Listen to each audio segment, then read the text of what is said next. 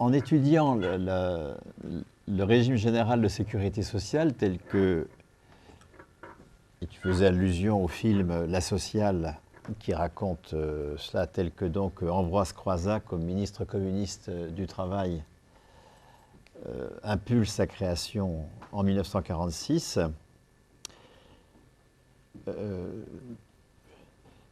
je suis devenu progressivement attentif, ça ne s'était pas du tout au départ, mais au fait que la grande nouveauté de ce qui s'institue en 1946, je dis bien 46, hein, lorsque la CGT, sous l'impulsion donc de son secrétaire général de la Fédération de la métallurgie, hein, Ambroise Croizat, ministre du Travail par ailleurs, met en place le régime général de sécurité sociale. Elle change la signification du salaire. L'essentiel de la sécurité sociale à l'époque, ce sont les allocations familiales. Plus de la moitié des prestations en 1946 de sécurité sociale, ce sont les allocations familiales. Et les allocations familiales, elles ont été créées dans la fonction publique à la fin du 19e siècle. D'ailleurs, les fonctionnaires ont encore un petit reliquat qui s'appelle supplément familial sur leur feuille de paye, pour éviter la hausse générale des salaires des fonctionnaires. Les députés ont décidé de la concentrer sur les seuls chargés de famille. Et donc, c'est dans la fonction publique que sont créées les allocations familiales comme arme de guerre contre la hausse des salaires, contre la hausse générale des salaires. Et c'est pour cela que l'opinion des organisations de fonctionnaires est très négative. Alors, au départ, c'est pour toute une série d'administrations, et puis progressivement, jusqu'en 1917, tous les fonctionnaires. Et en 1932, le gouvernement Laval étend au privé les allocations familiales avec le même argument: nous entrons en crise. Une façon de s'opposer à la hausse générale des salaires, c'est de la concentrer sur les seuls chargés de famille à travers les allocations familiales. Et là aussi, la CGTU, hein, qui est la partie de la CGT animée par les communistes, dont Ambroise Croizat, qui est à l'époque déjà secrétaire de la Fédération de la métallurgie de la CGTU, est absolument contre les allocations familiales. En 1936, lorsque il faudra faire les constats de fin d'occupation d'usines, eh bien, dans les entreprises où il y a une forte combativité, où par exemple il est demandé 30% de hausse des salaires, ben, ce sera 15% de hausse des salaires et puis 15 points de cotisation patronale aux allocations familiales. Dans les boîtes où c'est 10% qui est revendiqué, ben, ce sera 5,5, c'est comme ça que ça va se passer. Vous voyez, les allocs, c'est une arme de guerre contre la hausse des salaires. Et en même temps, vous avez des taux extrêmement différents. En 1944, vous avez des caisses qui ont 300 taux différents de cotisation selon le degré de conflictualité dans les boîtes. Ça va de 4 à 17% du salaire brut. Le minimum légal de 32, c'est 4%. Mais ça peut aller jusqu'à 17% si la bagarre avait porté sur une hausse des salaires de plus de 30%. Et puis, c'est un sursalaire familial, c'est-à-dire que si vous êtes chargé d'enfants, mais au chômage, ou en arrêt de maladie, ou en retraite, vous n'avez pas droit aux allocs. Il faut être dans son poste pour avoir droit aux allocations familiales. Et la loi d'août 1946, et puis c'est géré par les patrons, c'est une caisse patronale, il n'y a pas de cotisation salariée, et c'est une caisse patronale. Enfin, des caisses patronales par territoire. Et la loi d'août 1946, la loi Croizat d'août 1946, change complètement la donne. D'une part, il n'y a plus besoin d'être sur son poste pour avoir les allocations familiales. Tout parent de 2 enfants, ça démarre à 2. de 2 enfants ont droit aux allocations familiales. Et d'autre part, donc il n'y a plus de lien entre l'emploi et les allocations familiales. Et d'autre part, ça devient un salaire, c'est-à-dire que c'est payé par les employeurs, ça l'était déjà, mais c'est indexé sur le salaire de l'ouvrier de la métallurgie. C'est pour 2 enfants, 225 heures par mois de l'ouvrier spécialisé de la métallurgie. C'est-à-dire que la loi Croizat d'août 1946 pose, enfin elle ne le dit pas, mais de fait, elle pose les parents comme plus productifs que les ouvriers de la métallurgie, puisque à l'époque, les OS de la métallurgie faisaient plus qu'aujourd'hui, mais ils ne faisaient pas 2600 ou 700 heures par an, ils ne faisaient pas 225 heures par mois. Et donc, vous voyez comment les communistes du régime général, enfin dans la création du régime général, sortent le salaire de l'emploi, hein, il n'y a pas besoin d'emploi pour avoir du salaire, et définissent autrement le travail. Hein. Dans le capitalisme, qui travaille? Travaillent ceux qui mettent en valeur du capital. La définition du travail dans le capitalisme, c'est travaillent ceux qui mettent en valeur du capital. Les autres ne travaillent pas. Ils sont utiles, mais ils ne travaillent pas, c'est-à-dire qu'ils ne produisent pas. Ils ne produisent pas de valeur. Pour bien faire comprendre que la définition du travail n'est pas du tout liée à l'activité qu'on mène. Si vous prenez l'activité conduire des enfants à l'école, bon, ben, si c'est des parents qui conduisent leurs enfants à l'école, ce n'est pas du travail. C'est utile, mais ce n'est pas du travail. Si c'est une assistante maternelle qui conduit les mêmes enfants dans la même école, c'est du travail. Donc vous voyez que ce n'est pas l'activité qui décide si c'est du travail ou pas. Pas du tout. Prenez, je ne sais pas quoi, moi, quelqu'un qui tond du gazon, alors quelqu'un il tond son gazon chez lui, ben, ce n'est pas du travail. Si c'est un fonctionnaire territorial, agent municipal qui tond du gazon, alors lui non seulement il ne travaille pas, mais il dépense, c'est comme ça que c'est décidé dans le capitalisme, d'accord? Et puis si c'est un employé de Veolia, parce que la mairie a concédé ce service public-là, a privatisé le service public en le confiant à Veolia, ben évidemment il travaille. Travaillent ceux qui mettent en valeur du capital. Ça, c'est la définition capitaliste du travail. Les fonctionnaires ne travaillent pas, les fonctionnaires sont utiles, mais ils dépensent. Hein. On parlera de dépenses d'éducation, dépenses de santé. On ne dit pas dépenses d'automobile ou dépenses de MICO, on dit production de MICO, d'accord? Ah ben non, on dit dépenses de santé, voyez? Parce que les soignants ne mettent pas en valeur de capital, donc ils ne travaillent pas. Ils sont utiles. Ça va, c'est très important à ce point-là. Hein. Le travail, c'est défini par la lutte de classe. Qui travaille, c'est la lutte de classe qui en décide. Et dans le capitalisme, ne travaillent que ceux qui mettent en valeur du capital. C'est 2 types de personnes, les travailleurs indépendants, parce qu'ils mettent en valeur du capital. Prenez un paysan FNSEA. Pas Confédération Paysanne, eux, ils sont un peu plus malins, mais FNSEA. Un paysan FNSEA, à 30 ans, il a des centaines de milliers d'euros de dettes sur le dos, pardon. Donc, il va bosser pour le Crédit Agricole. C'est la vache à lait du Crédit Agricole. Donc, il travaille, puisqu'il met en valeur du capital. Et puis, les fournisseurs, Bayer, Massey Ferguson, je ne sais pas, enfin, les fournisseurs vont pratiquer des prix tels qu'ils vont ponctionner une partie de la valeur que produit ce paysan.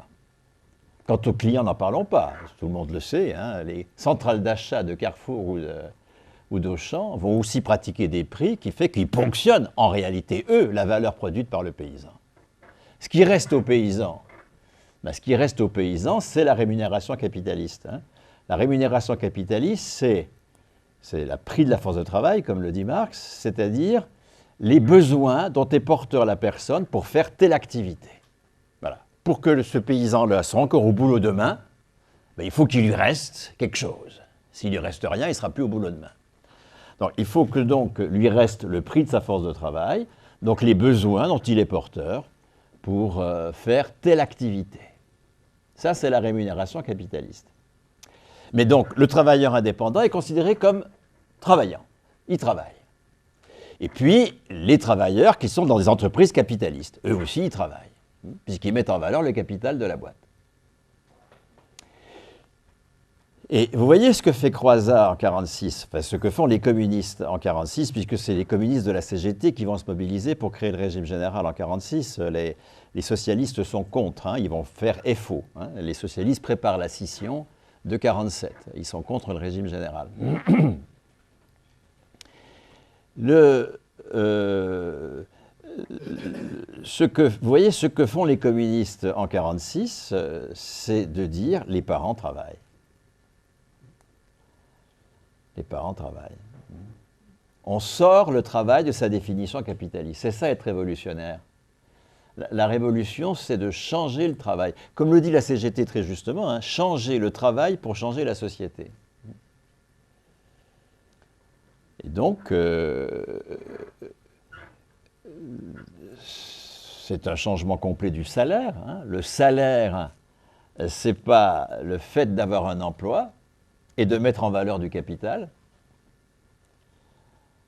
Le salaire concerne des personnes qui sont considérées comme productives en étant parents. Ils ne mettent en valeur aucun capital.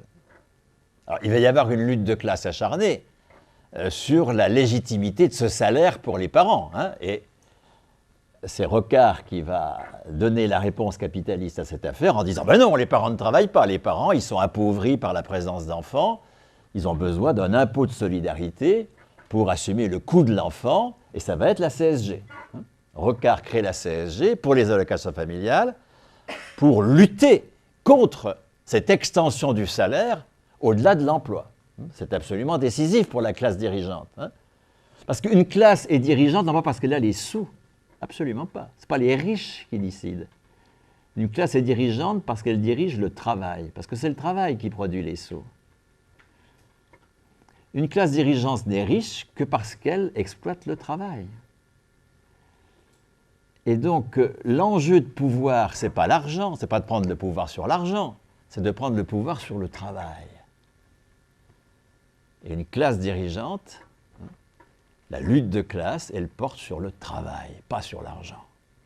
C'est tout à fait fondamental, ça.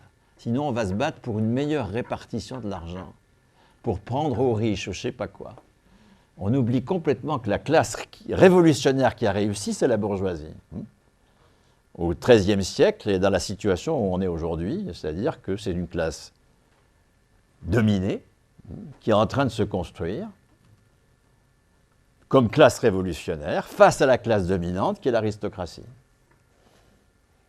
Et la bourgeoisie, elle ne va pas piquer dans la poche des riches, et pourtant les aristocrates ont une insolence de l'argent incroyable, aussi forte que les Arnaud ou les Google ou je ne sais pas qui, enfin les capitalistes aujourd'hui.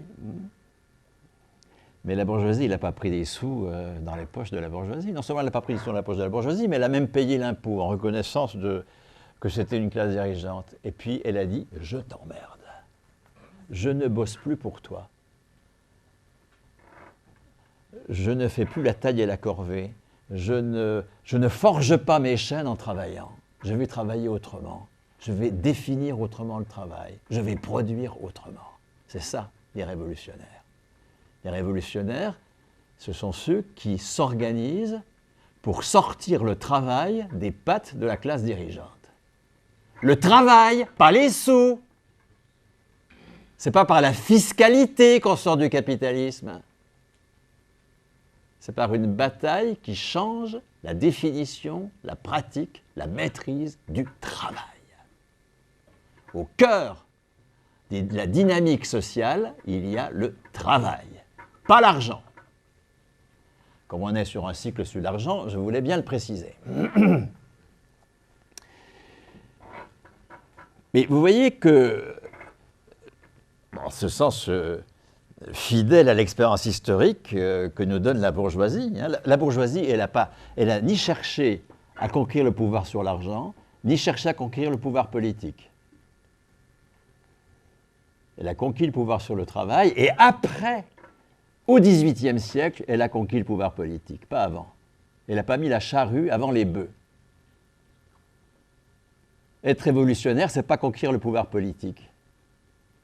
Parce que si on conquiert le pouvoir politique sans avoir le pouvoir économique, ceux qui tiennent les clés de la production vont exercer sur nous un chantage qui fait qu'on se retrouvera comme Syriza ou je ne sais pas qui.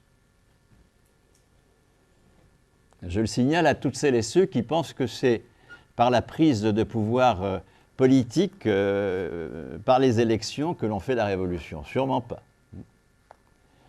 La prise de pouvoir doit être d'abord économique. Et c'est lorsque l'on a le pouvoir économique que l'on peut changer le régime politique. Alors évidemment, pour prendre le pouvoir économique, il faut aussi modifier la loi, ou modifier la jurisprudence, bien sûr. C'est parce que Croizat était au gouvernement qu'il a été possible de mettre en place le régime général. Mais vous voyez que les communistes, ils avaient 5 strapontins dans ce gouvernement. Le travail, la santé, enfin ce qu'on donne à des communistes, puis démerdez-vous avec ça. Bien que ce soit le parti le plus important, 30% des voix aux élections de novembre 45, d'octobre 45, pardon. De Gaulle est tellement écœuré de devoir confier 5 strapontins, parce qu'au cas des grands ministères, 5 strapontins à des communistes qui démissionnent tout de suite. Ils ne supportent pas la cohabitation avec les communistes. Contrairement à ce qu'on raconte sur le CNR qui aurait été mis des communistes aux gaullistes. Tout ça, c'est de la blague historique. Ils ne supportent pas, ils démissionnent dès janvier 1946. Et le gouvernement, ça va être la SFIO, le MRP, donc les chrétiens-démocrates, et puis les communistes. Et ça va être une bataille au couteau pour ne pas appliquer le programme du CNR. Les ministres socialistes et MRP n'appliquent pas le programme du CNR puisque la dernière mouture de ce programme, Bertrand faisait allusion à l'autre film de Gilles Perret, c'est-à-dire Les Jours Heureux, a été écrite par un communiste. C'est Villon qui a écrit la dernière mouture du programme en mars 1944. Et donc l'obsession des ministères, c'est de ne pas réaliser le programme. Et d'ailleurs, il ne le sera pas. Il ne le sera que là où des communistes ont été au gouvernement. C'est-à-dire nationalisation de l'EDF-EDF avec Marcel Paul, statut de la fonction publique avec Maurice Thorez, régime général de sécurité sociale avec Ambroise Croizat, statut des métayers, parce qu'il y avait aussi une compétence de Croizat sur la question, enfin, etc., etc. Et donc, je reviens à mon propos de base. 1946, c'est un moment communiste révolutionnaire parce que c'est un moment de changement de la pratique et de la définition du travail. Qui est productif? Eh bien, Thorez dit les fonctionnaires. Alors que dans le capitalisme, les fonctionnaires, ça dépense, pas productif. Qui est productif? Les parents. On sort le salaire de sa pratique capitaliste réservée à ceux qui mettent en valeur du capital. Et ça va être le cas des retraités. Et là, on entre dans un débat tout à fait contemporain. En 1946, dans le régime général, Croizat va s'opposer à la forme capitaliste de la retraite. C'est quoi la forme capitaliste de la retraite? La forme capitaliste de la retraite, elle se met en place au milieu du XIXe siècle sous forme de compte individuel retraite. Alors au départ, c'est de l'épargne. C'est une loi de 1850 qui crée auprès des caisses d'épargne des comptes d'épargne retraite garantis, dont le rendement est garanti par l'État. C'est facultatif, et ça va échouer, et c'est remplacé en 1910 par une obligation de cotiser aux retraites ouvrières et paysannes,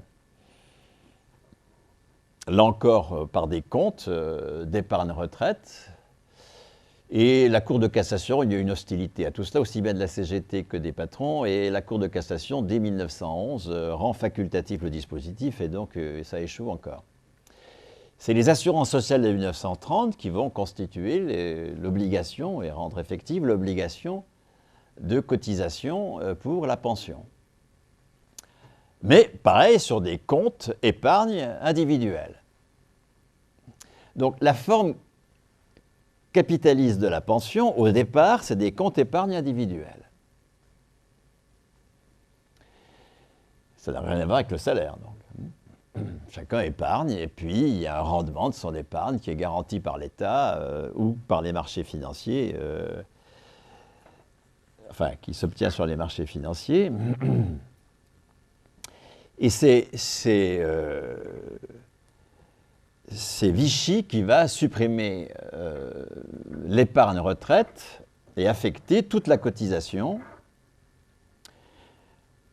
en vue de la retraite à une allocation, un forfait, l'allocation aux vieux travailleurs salariés. Il gèle donc les comptes et les cotisations sont immédiatement réparties entre les personnes âgées de plus de 65 ans sous forme d'une allocation forfaitaire. C'est une forme de lutte contre la misère de guerre. Et c'est sur ce modèle-là de compte... c'est en tenant compte du fait que Vichy a supprimé la capitalisation en matière de retraite que le patronat va être à l'initiative de l'équivalent de l'épargne retraite, mais en répartition, c'est-à-dire les comptes individuels de points de retraite dans l'AGIRC. Ceux d'entre vous qui sont dans le secteur privé cotisent à l'ARCO et à l'AGIRC, d'accord, enfin l'AGIRC s'ils sont cadres, mais à l'ARCO tous. Et ces régimes complémentaires, c'est la forme capitaliste de la pension. C'est-à-dire, chacun a un compte qui additionne ses cotisations et la pension va être calculée en fonction de la somme de ses cotisations. Le cœur de la pension, c'est j'ai cotisé, j'ai droit. Plus exactement, nous avons cotisé, nous avons droit, parce que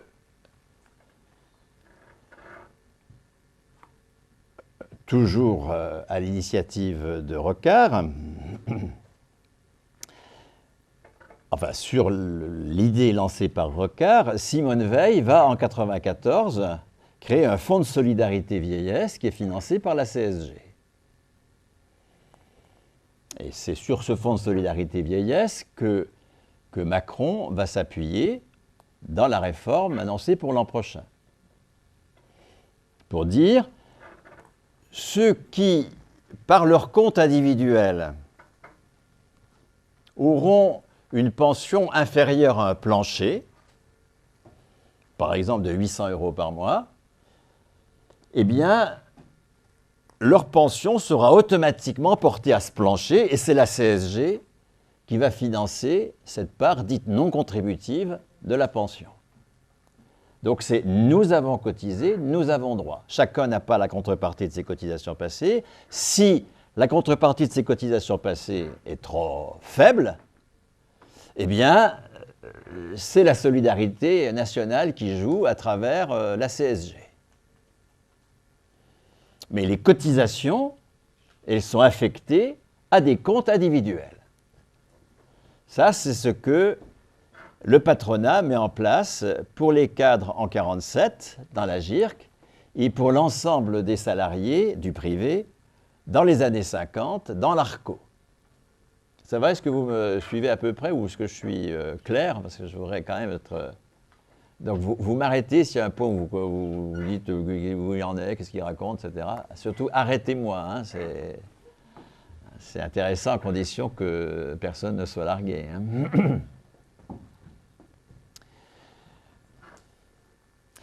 Alors en quoi c'est la forme capitaliste de la retraite? Parce que ça signifie que les retraités ne travaillent pas. Un retraité, il ne travaille pas. Un retraité, il n'est pas productif. Il n'y a pas d'emploi, il ne met pas en valeur de capital, mais il ne travaille pas. Qu'est-ce qu'il a le droit de consommer? Puisqu'il ne produit pas, il consomme. Qu'est-ce qu'il a le droit de consommer? Ce qu'il a mis au pot commun. Il a été solidaire, c'est normal qu'il bénéficie de la solidarité, à travers les cotisations des actifs actuels. Quand il était actif, il n'a pas dépensé tout son salaire, il en a mis une partie au pot commun. Eh bien, c'est normal que maintenant qu'il n'est plus actif, les actifs lui versent, à travers la caisse, une partie de leur salaire. Solidarité intergénérationnelle, c'est le cœur de la rhétorique capitaliste sur la retraite. Puisqu'elle suppose que les retraités ne travaillent pas. Ça, c'est la définition capitaliste du travail. Un fonctionnaire ne travaille pas, un soignant ne travaille pas, un parent ne travaille pas, un chômeur ne travaille pas, un retraité ne travaille pas. Ils ne mettent pas en valeur de capital, ils ne travaillent pas. Ils sont utiles. Ils sont utiles, ils ne sont pas productifs. Je rappelle que la révolution, elle porte sur le travail. Qui travaille? Alors, un soignant retraité, on considère qu'il n'a jamais travaillé. Un soignant retraité, encore une fois, c'est un non-travailleur au carré, hein, bien sûr, oui, mais comme un fonctionnaire retraité, etc., bien sûr. Oui. Mais il n'y a pas que les soignants, je veux dire, tous ceux qui sont en retraite sont, dans le capitalisme, considérés comme non productifs. Et donc, ce qui est légitime comme forme de pension, c'est la somme de leurs cotisations. C'est pour cela que chacun a un compte dans lequel on comptabilise ses cotisations. Ça, c'est la pratique capitaliste de la retraite, qui explique aujourd'hui le quart des retraites. Le quart des retraites est construit aujourd'hui sur le « j'ai cotisé, j'ai droit ». C'est la somme de mes cotisations qui est la mesure de mon droit à pension. Alors, somme de mes cotisations corrigée par un forfait universel pour tous. Revenu de base, ça va, hein? J'avance mes pions aussi en même temps, d'accord, hein? Un forfait universel pour tous. Alors, pour le moment, on ne sait pas ce que ça va être, peut-être 800 balles, 600 balles, on ne sait pas comment le gouvernement va retomber sur ses pattes dans cette affaire au cours de l'année 2019, mais la CSG financera un minimum universel, qu'on ait cotisé ou pas. Et puis, au-delà, eh bien, ce sera la somme des cotisations qui décidera de la pension. Vous voyez que dans les deux cas, il n'y a plus de salaire du tout. Soit qu'on ait un forfait financé par la CSG, soit qu'on ait une cotisation en répartition sur un compte personnel, c'est plus du salaire. Nous sommes dans le capitalisme. Les retraités sont considérés comme non productifs. Qu'est-ce qu'ont fait les communistes en 1946? Ils ont construit l'inverse. Ils ont dit, les retraités ont droit au salaire. Ils n'ont pas droit au différé de leurs cotisations. Ce n'est pas la somme des cotisations qui doit décider de la pension de retraite. C'est le salaire de référence avec un taux de remplacement. Voilà les termes centraux de la construction par les communistes de la retraite dans le régime général en 1946. Contre la GIRC que les patrons sont en train de mettre en place et qui sera l'objet d'une convention nationale en mars 1947.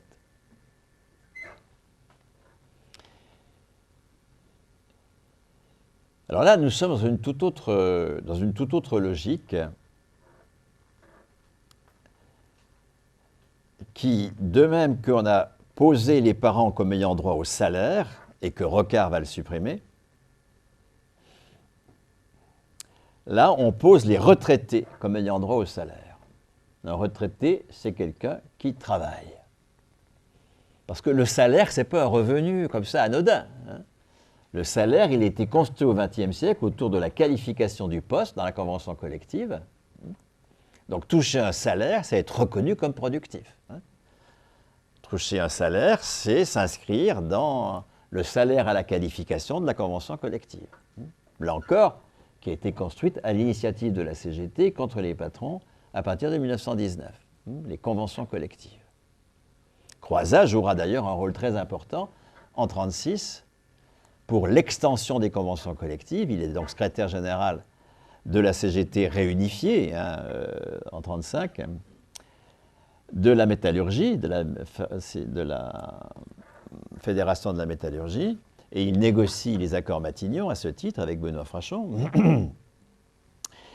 Et puis Jouot, qui lui va ensuite constituer Force ouvrière en 1947. Et il va être très actif dans ce qu'on appelle l'extension des conventions collectives, c'est-à-dire le fait qu'elles sont obligatoires.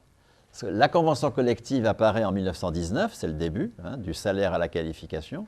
Une convention collective, c'est pour ceux qui ne savent pas, mais enfin beaucoup d'entre eux ici le savent, on prend tous les postes d'une branche d'activité et puis on les classe par niveau de qualification, c'est-à-dire par niveau de contribution à la production de valeur. La qualification, ce n'est pas le diplôme, ça c'est la certification, ça n'a rien à voir.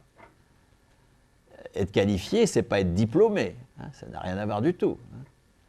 Je ne sais pas, vous pouvez être, prenons un exemple, vous pouvez être diplômé avec un BTS en informatique,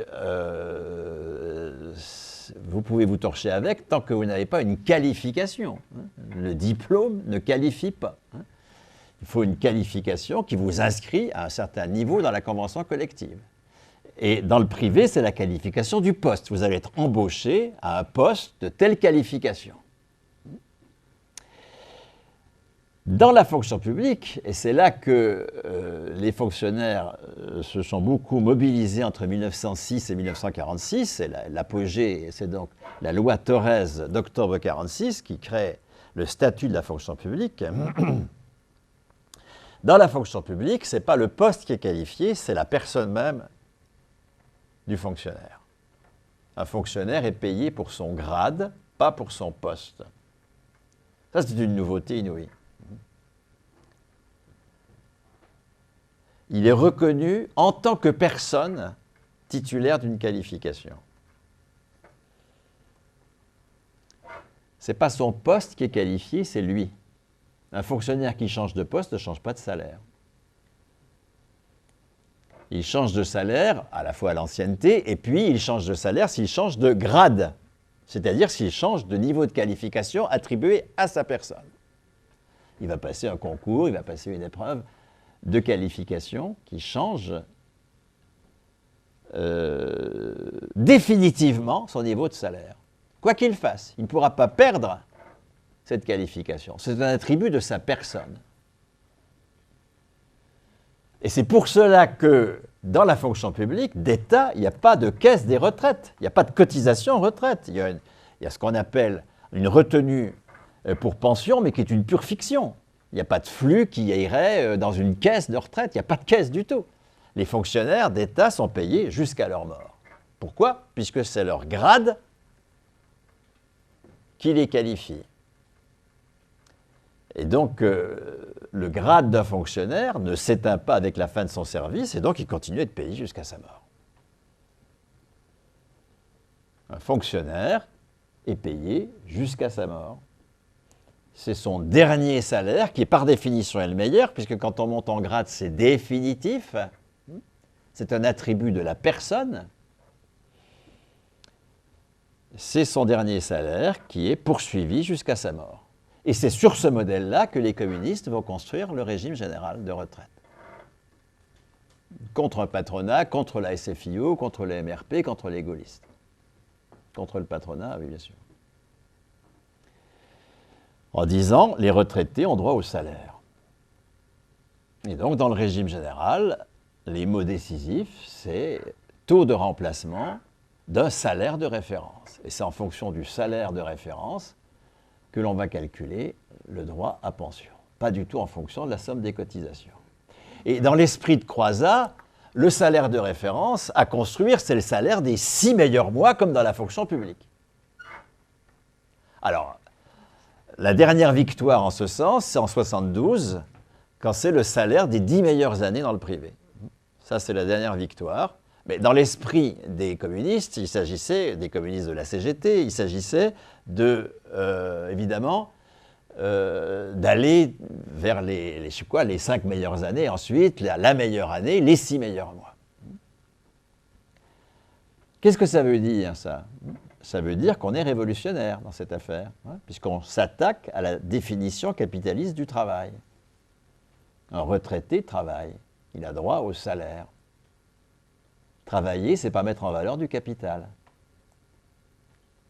Un retraité, c'est pas quelqu'un qui est libéré du travail. C'est quelqu'un qui enfin est reconnu en tant que personne comme travailleuse et qui a droit à du salaire. Mais qu'est-ce qu'elle fait, Bernard, cette personne retraitée dont tu dis qu'elle travaille? Eh bien, ce n'est pas la question. Ce n'est pas la bonne question. Ce n'est pas ce que je fais qui décide si c'est du travail ou pas. Pas du tout. Je peux tondre du gazon et on va dire que c'est de la dépense et pas de la production. Si je suis fonctionnaire. Mais si je tourne le même gazon dans la même mairie et que je suis salarié de Veolia, alors on va dire que c'est du travail.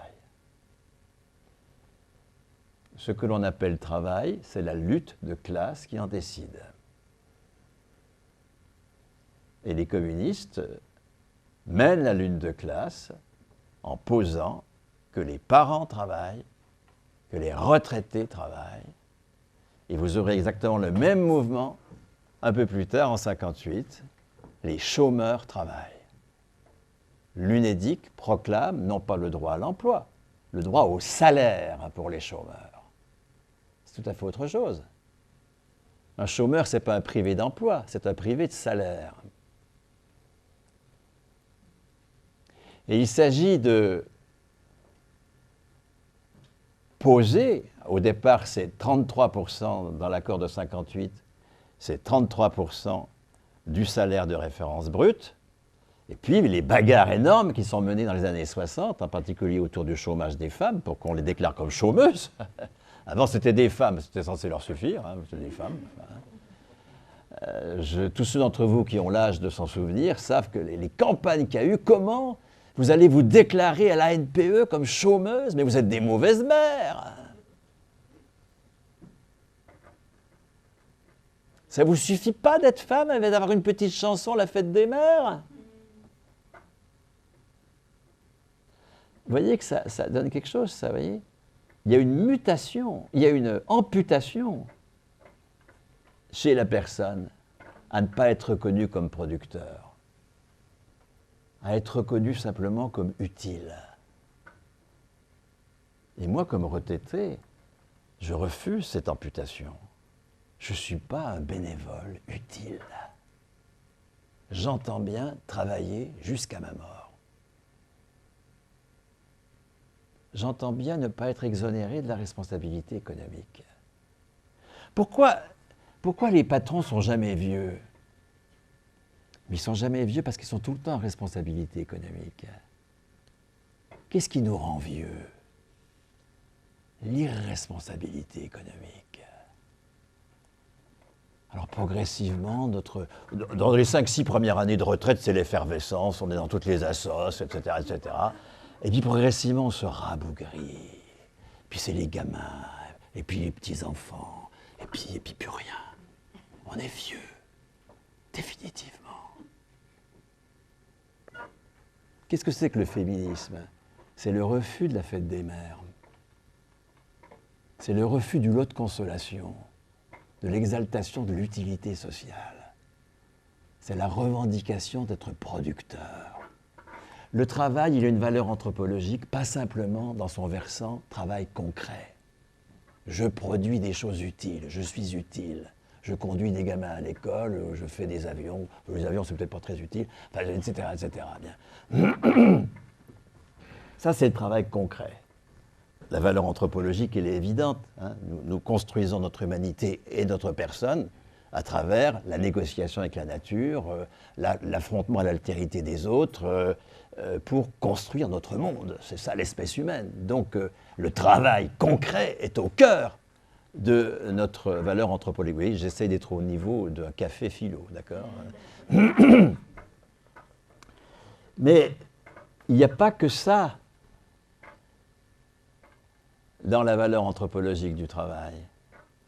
Le travail, il a une valeur anthropologique aussi en tant qu'il m'inscrit dans l'ordre de la valeur économique, en tant qu'il me permet de produire de la valeur économique.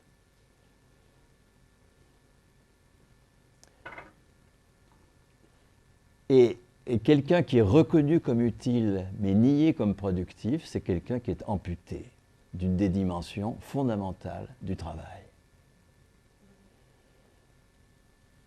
Et c'est pour cela que être communiste, c'est lutter pour que chacun soit reconnu comme productif.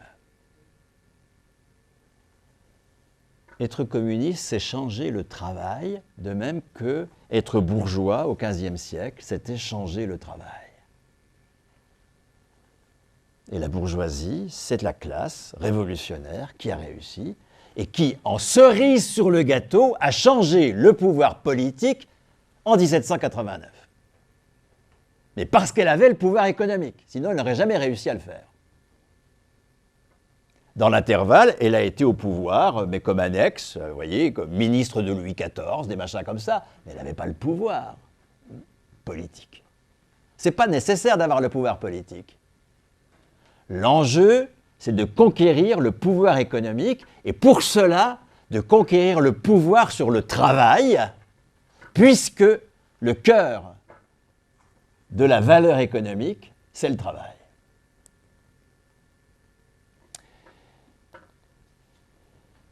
Qu'est-ce que ça veut donc dire être communiste aujourd'hui?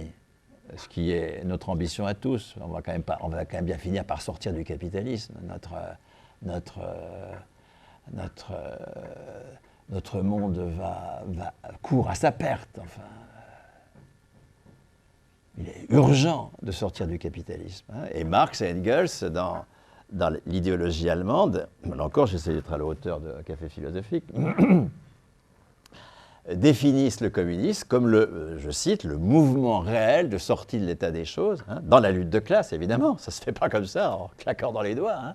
La lutte de classe, c'est ce qui a permis à la bourgeoisie de construire le capitalisme face à la féodalité.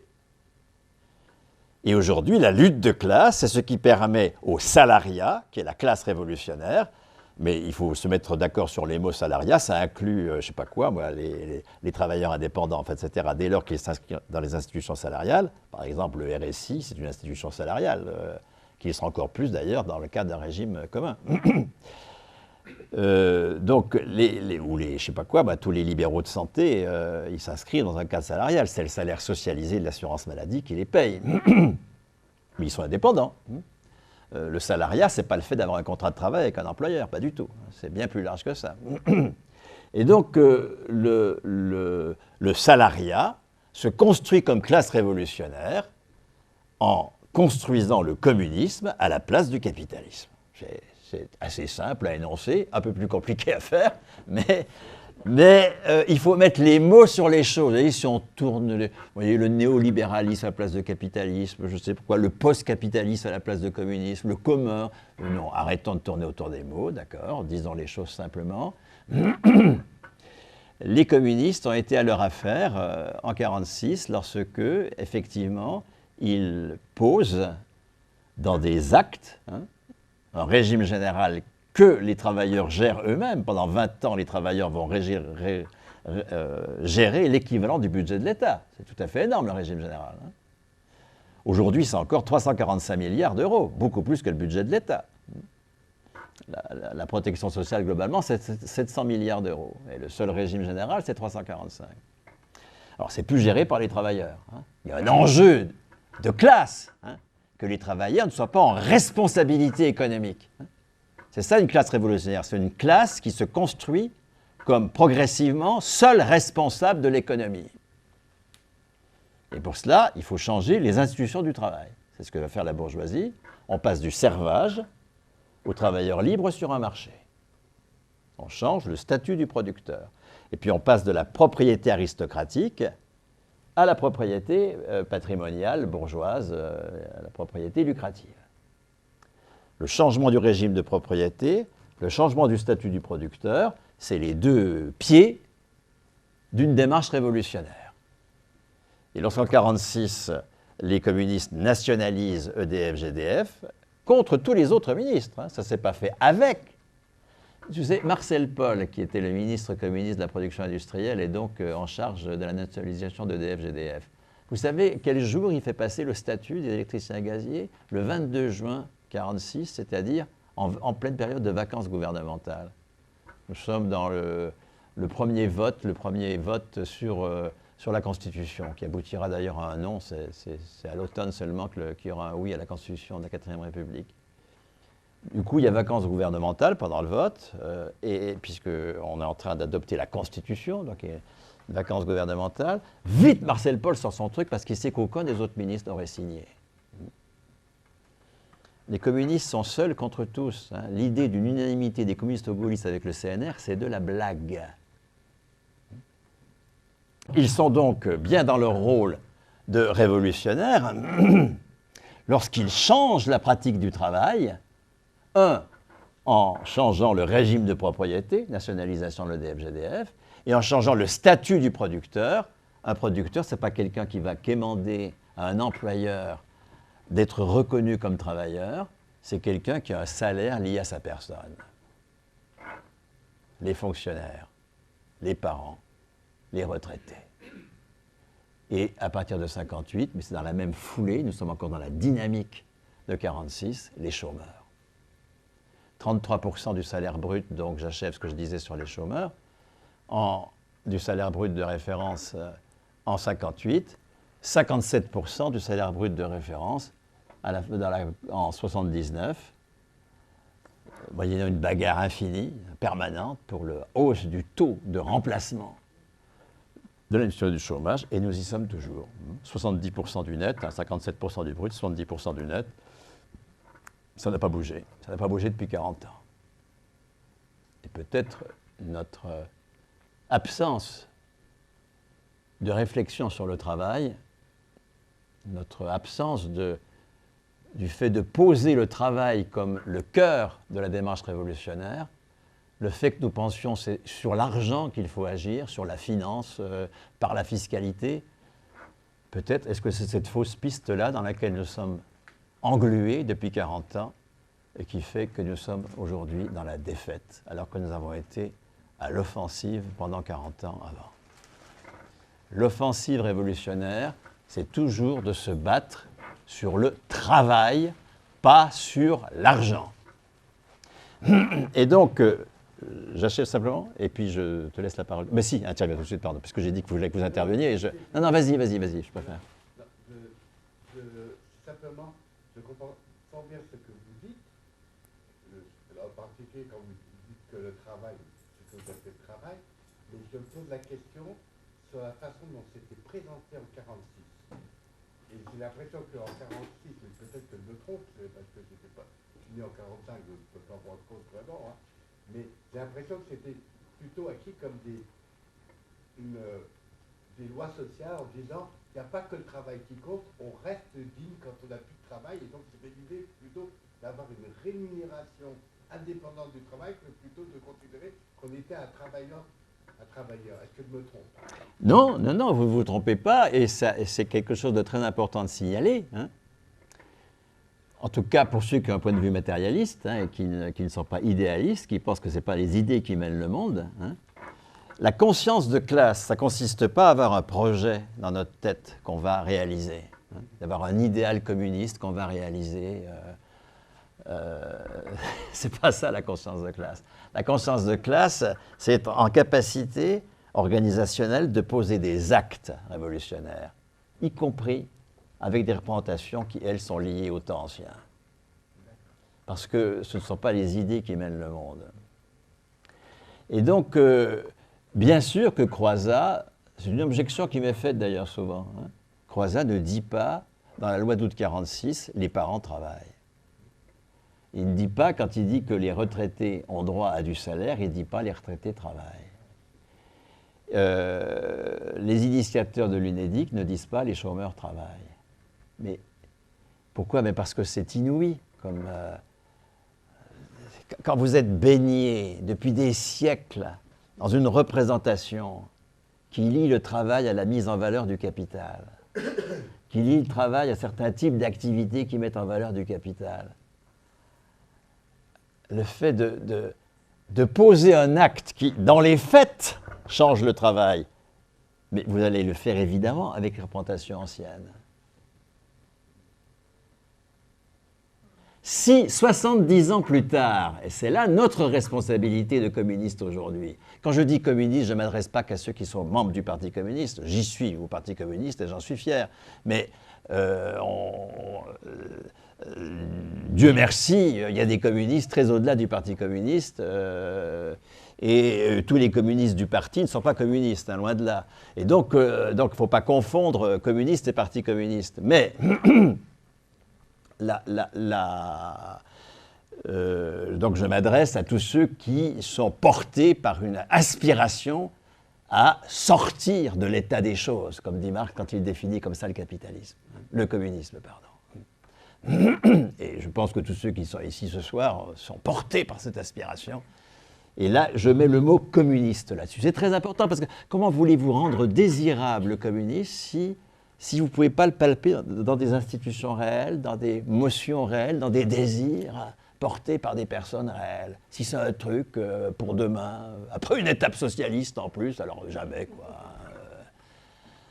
C'est très important hein, de mettre le mot communiste sur tout le mouvement réel qui, par la lutte de classe évidemment, j'ai prononcé ce mot je crois dès la première phrase, hein, qui par la lutte de classe construit l'alternative au capitalisme dont nous avons un besoin éperdu aujourd'hui, à la fois pour en finir avec la désertification de nos territoires, être enfin maître de notre industrie.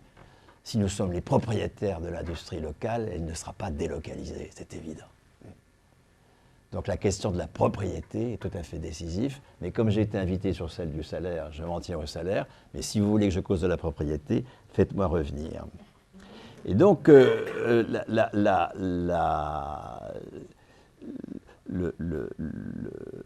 l'enjeu de 1946, l'enjeu de classe, c'est est-ce que les retraités ont droit au différé de leur cotisation? Oui, répond le patronat. D'accord? Non, répondent les communistes. Les retraités ont droit à la poursuite de leur salaire. Et c'est exactement l'enjeu de classe pour l'an prochain. Est-ce que les retraités ont droit au différé de cotisation inscrite dans un compte, avec le plancher d'un minimum financé par la CSG? Est-ce que les cotisations sont le fondement du droit à pension? Ça, c'est le discours capitaliste. Vous voyez que le discours capitaliste, il est très répandu, hein, jusque dans nos rangs, puisque depuis 20 ans, nous nous battons contre la réforme au nom de l'argument des réformateurs, c'est-à-dire la retraite, c'est de la solidarité intergénérationnelle. Quand on se bat sur le terrain de l'adversaire, on est forcément battu. La solidarité intergénérationnelle, c'est la conception capitaliste de la pension. Les retraités ne travaillent pas. Ils ont le droit de dépenser ce qu'ils ont mis au pot commun.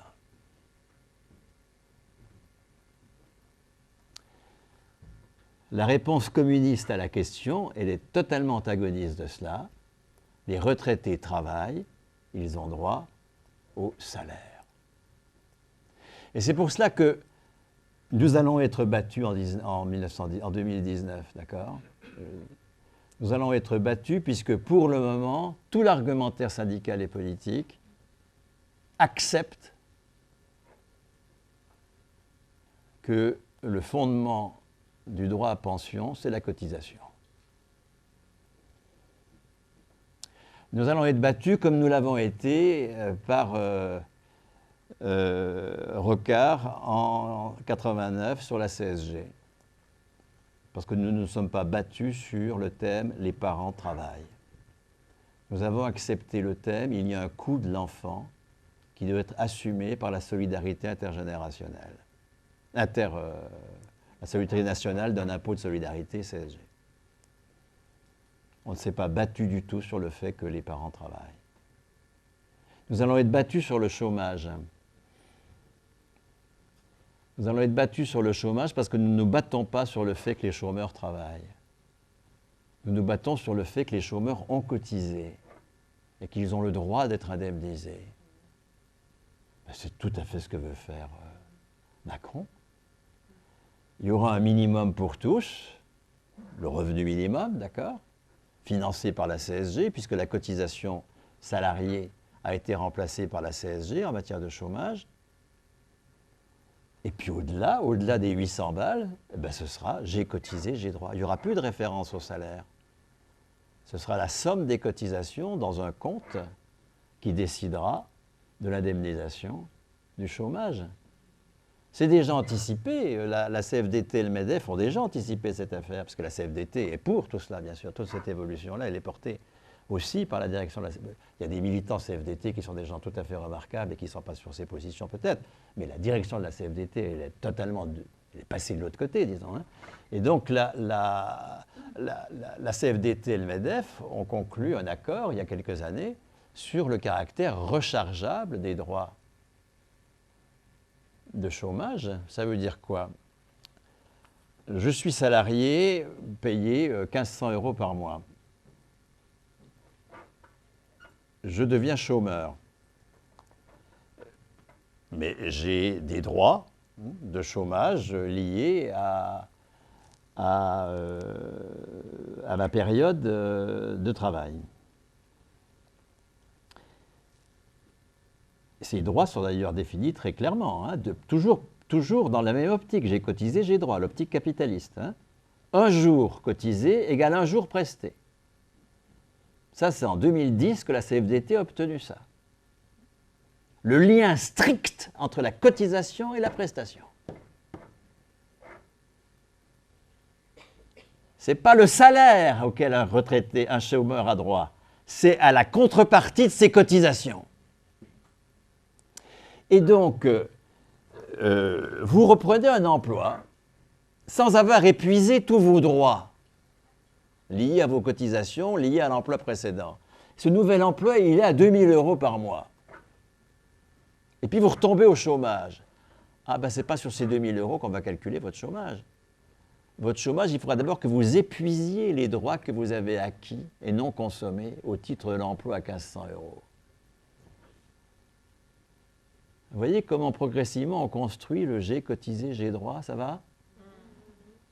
Or, j'ai cotisé, j'ai droit, c'est le discours réactionnaire par excellence. Je le dis avec insistance puisque c'est le nôtre, hélas, et que nous sommes battus à cause de ça.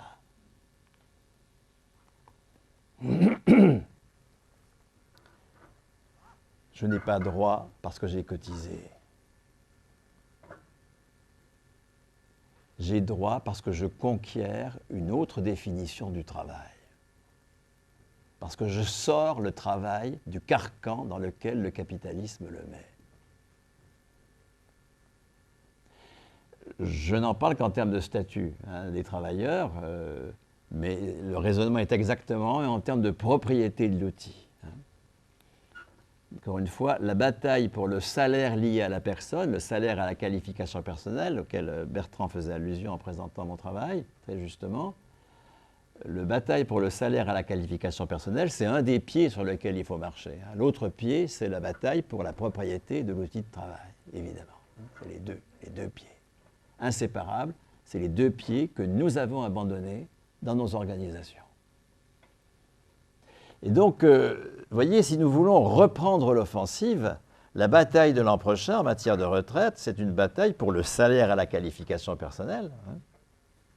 C'est-à-dire, une bataille dans laquelle on unifie les régimes, puisque c'était l'ambition des communistes de 1946, un seul régime de retraite, bien sûr. On unifie les régimes autour du régime général, on déplafonne le régime général, puisque les régimes complémentaires n'ont été rendus possibles que parce qu'il y a un plafond de cotisation au régime général. Au-delà de certains plafonds, on ne cotise plus. Et c'est donc des régimes au régime général, et c'est donc des régimes complémentaires qui viennent assurer le remplacement du salaire, d'où la naissance de la GIRC-ARCO, d'accord ? Et le fait que la CGT, dans les années 50, se bat, mais bec et ongle, pour le déplafonnement du régime général, contre Force ouvrière qui est en train de négocier l'ARCO avec le patronat. Force ouvrière a joué un rôle désastreux jusqu'en 92. En 92, elle passe la main à la CFDT qui est chargée de jouer ce rôle désastreux à sa place aujourd'hui. Et donc là, enfin, elle ne passe pas la main volontairement, c'est le patronat qui fait son marché et qui estime que les faux, c'est plus suffisant, donc il va chercher du côté de la CFDT son partenaire.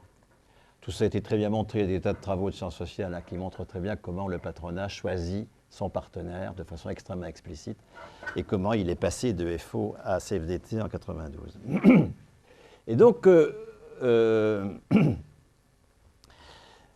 la bataille s'est unifiée autour du régime général, tous les régimes, intégrer la GIRC-ARCO, évidemment, intégrer les régimes des fonctionnaires, tous les régimes de salariés à statut, et assurer 100% du meilleur salaire, c'est-à-dire du salaire des 6 meilleurs mois, quel que soit le niveau. Donc on supprime le plafond, on revient à la revendication traditionnelle de la CGT, suppression du plafond. On a 100% de son meilleur salaire, celui des 6 meilleurs mois. Et il faut ajouter une chose qui n'a jamais été revendiquée, elle. C'est là qu'il y a une étape de plus à faire dans une logique communiste. Mais une logique communiste, c'est de construction progressive, évidemment, de la révolution. Ce n'est pas la prise du palais d'hiver qui fait la révolution. Et donc, mais vous voyez que c'est de la lutte de classe. C'est très difficile à mener. Et on se heurte à des adversaires déterminés. Au point que nous avons baissé la culotte du point de vue intellectuel depuis 40 ans. Et que c'est ça qu'il faut qu'on se réhabille un tout petit peu.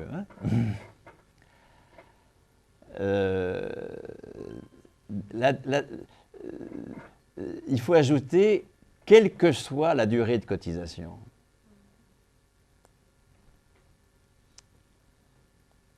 « 100% du meilleur salaire net, quelle que soit la durée de cotisation. »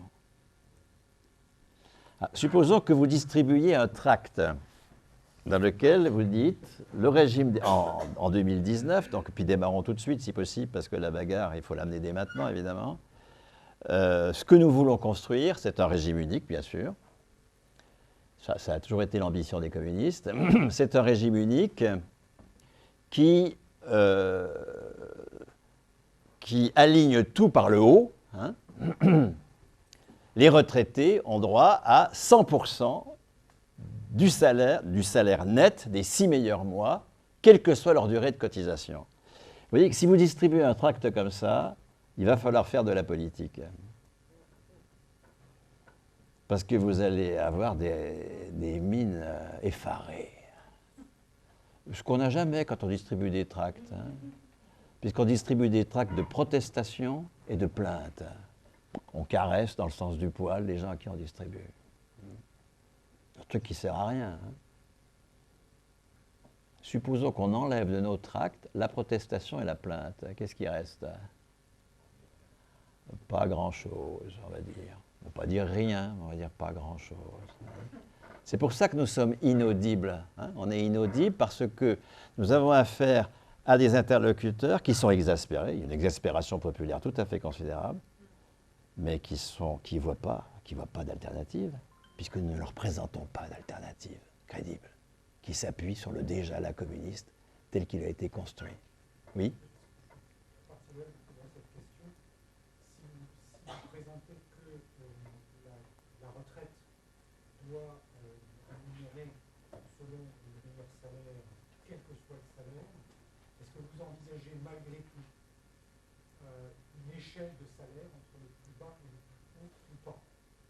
Ah oui, alors là, en termes normatifs, moi je préconise une hiérarchie des salaires qui, à 18 ans, tout le monde a le premier niveau de qualification, d'accord, et donc les 1700 balles que nous réclamons comme premier niveau de qualification, d'accord, 1700 balles net, d'accord. Donc tout le monde a 1700 francs, 1700 euros à 18 ans, quel que soit son passé scolaire, quelle que soit sa qualification, sa certification scolaire, quel que soit son handicap, etc. D'accord ? Nous continuons à changer la donne qu'ont commencé les communistes en 1946. Les personnes sont reconnues comme productives, alors que le capitaliste, il nie que nous soyons productifs. Est-ce que vous avez été attentif au fait que la bourgeoisie capitaliste, elle est toute prête à ce que nous ayons des diplômes? Elle ne lutte pas contre le diplôme. C'est-à-dire qu'on le fait que nos personnes soient reconnues comme capables de faire un travail concret. Ça, il faut qu'on lutte pour la démocratisation des diplômes en permanence, mais il n'y a pas de refus, je dirais, principiel du fait que les personnes soient diplômées. Mais la bourgeoisie capitaliste, elle refuse absolument que les personnes soient qualifiées. Elle refuse absolument que nous n'ayons plus sur nos têtes le chantage à l'emploi ou le chantage à la performance sur le marché des biens et services si on est travailleur indépendant. Qu'on soit libéré de ce chantage. Et non seulement libéré de ce chantage, mais également confirmé comme en capacité de diriger la production parce que nous avons un droit politique au salaire. Donc, à 18 ans, tout le monde a le premier niveau de qualification. Et puis, je pense qu'il ne faut pas que ça aille au-delà de 3,5. Donc, un salaire maximum de 6 000 euros par mois. Et donc, un remplacement dans la retraite qui ne va pas au-delà de 6 000 euros par mois. Ce sur quoi j'ai insisté, ce n'est pas seulement sur le fait que tous les salaires étaient remplacés à 100%. Non, je pense qu'il faut le faire dans la limite de 6 000 euros par mois. Mais en revanche, tous les salaires sont remplacés à 100%, quelle que soit la durée de cotisation. C'est-à-dire que là, il faut faire de la politique, dire, mais la contrepartie en valeur, pour que de la monnaie ne soit pas inflationniste, il faut qu'elle ait une contrepartie en valeur économique, qu'on produise de la valeur. Celui qui est titulaire d'une ressource doit produire de la valeur, sinon la ressource qu'on lui distribue, elle est inflationniste. Bien. Eh bien, ça veut donc dire que si on supprime les annuités, on les supprime, on ne revient pas aux 37 ans et demi, on n'inclut pas les années d'études dans les annuités, on n'inclut pas le chômage non indemnisé dans les annuités, enfin toutes les choses sur lesquelles nous sommes mobilisés en 2010 et qui nous ont conduit à la défaite. Non, on supprime les annuités. Et là, ça suppose de poser que la contrepartie en valeur de la pension de retraite, ce sont les retraités eux-mêmes qui la produisent. Ça suppose que l'on pose les retraités comme productifs. Alors aussitôt vous êtes renvoyé à la question, mais qu'est-ce qu'ils font Bernard, ceux que tu dis productifs? Et je vous réponds, ce n'est pas la question. C'est ça, être révolutionnaire. C'est se battre sur le caractère, sur le fait que c'est la lutte de classe qui décide de ce qui est travail. Vous voyez, dans une optique communiste, où nous devenons les seuls responsables de la production de la valeur, et donc propriétaires des entreprises. Encore une fois, je n'ai pas le temps ce soir. Refaites-moi venir si vous voulez qu'on en cause. C'est aussi important que le salaire. Ça. La propriété et le salaire, c'est les deux pas du communisme. Ce qui définit le travail, ce qui est productif dans l'activité, c'est la lutte de classe. Dans une logique communiste où nous devenons souverains sur le travail, et donc souverains sur les entreprises, des moments comme ce soir de délibération politique deviennent des moments de la production, bien sûr. Seuls des producteurs informés, délibérant politiquement, participant à des cafés philosophiques, etc., peuvent être en responsabilité de façon réelle. Seule une citoyenneté enrichie de tous les débats politiques, qui deviennent donc des moments de travail, peuvent remplacer comme classe dirigeante la bourgeoisie, qui elle est toujours en train d'être en responsabilité, de réfléchir à comment assumer la responsabilité tout le temps. Il faut que ce devienne nous, qui soyons tout le temps en train de réfléchir comment assumer la responsabilité de la production. Tout le temps. Et donc, parce que le mot clé du communisme, c'est responsabilité, comme fondement de la liberté. Et donc, vous voyez, en matière de retraite, si nous voulons être à l'offensive l'an prochain, les mots d'ordre, c'est un seul régime, le régime général, qui garantit à un âge politique, c'était 55 ans jusque-là, à la CGT, jusqu'à ce qu'on passe à 60 ans sans aucune décision de congrès. Je n'ai pas vu de décision de congrès qui soit passée de 55 à 60 ans. Ça s'est fait comme ça, un peu subrepticement. Donc je pense qu'il faut revenir aux 55 ans qui avaient été décidés dans les années 90 dans un congrès. À 55 ans,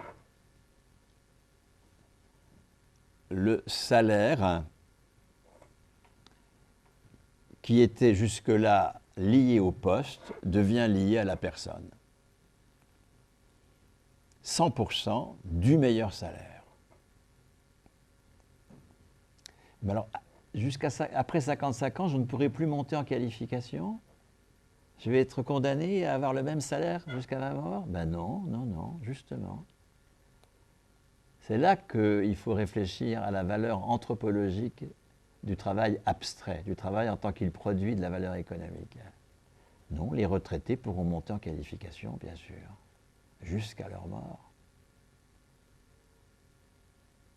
Vous savez, j'ai été dans une situation embarrassante pour un militant communiste en allant chercher une petite fille chez les grands de la maternelle, ou les moyens, je ne sais plus, à la sortie de l'école fin mai. C'est pas un truc à faire quand on est militant communiste. Grand-père. Elle sort tout émoustillée. Elle me montrait le cadeau pour la fête des mamans. J'ai pas regardé. Elle était déçue. J'étais blessé. J'étais humilié.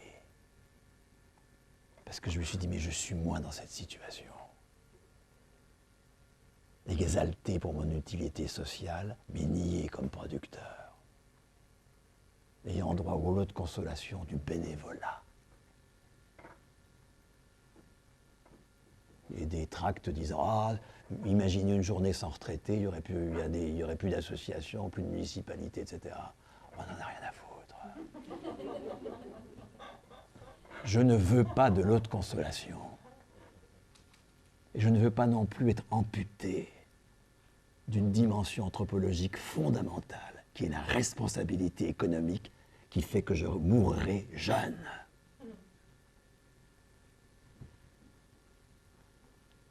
Voilà ce que pourrait être un parti communiste qui fait de la politique.